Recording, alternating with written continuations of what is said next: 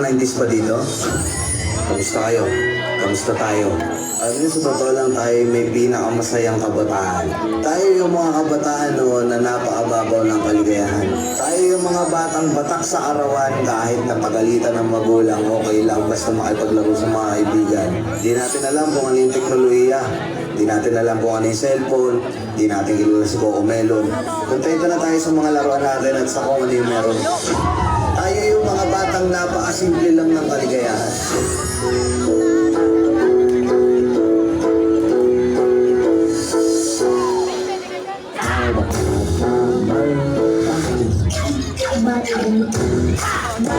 Ganon ang buksan ang isipan sa sayang ko agad. Ayaw sa sinasaya Masin ng inabugasan ang ating bayan siguradong makakampang. Sabi, Nay, paglaki ko, gusto ko pong maging guro.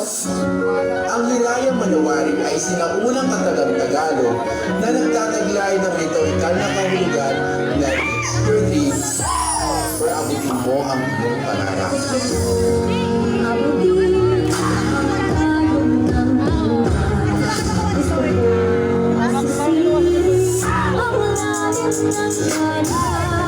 Gusto kong akyatin ang tunog ng bundok. Tuklasin ang umaga sa puso ko'y bumabalot. Nay, malapit na ako sa pangarap ko. Nay, isa na po akong ganap na guro. Sada manawari, sada manawari, mga pangarap natin, ating abutin ang kapangyarihan sa puso natin. Sada manawari, ating abutin.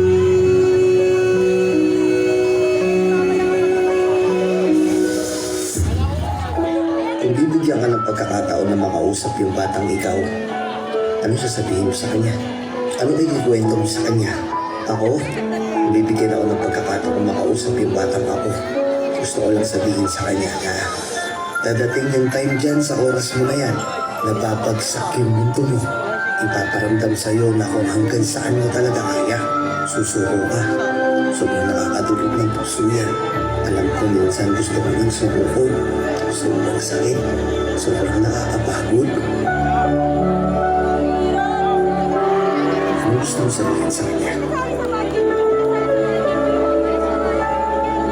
Araw-araw sinusuko ko ng mundo. Siguro kaya nung bata tayo, pinapatulog tayo sa hapon kasi kapag tumanda ka na, namamalbos ka ng tulog at pahinga.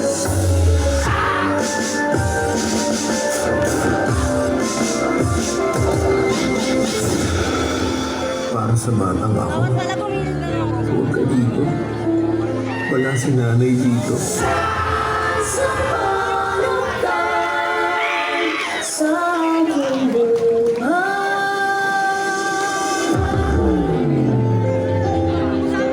Nay, kahit wala ka na, lagi kang nasa puso ko. Mahal na mahal kita.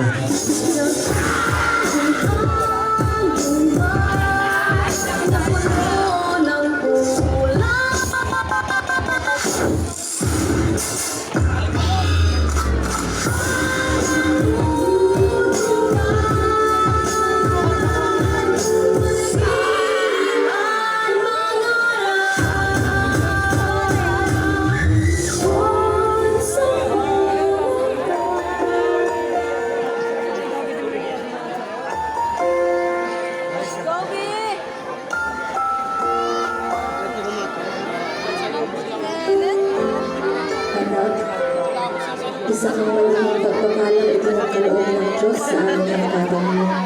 Sana'y maalala mo itong mga binili ko sa iyo. Hindi sa lahat ng panahon ay kasama mo kami ng papa mo. Darating ang panahon at kaming dalawa ay tatanda at mabulig na. sa ating Panginoon. Tandaan mo anak na ikaw ang pinakamagandang nangyari sa aking buhay. Mahal na mahal kita at hindi yan magbabago kahit kailan.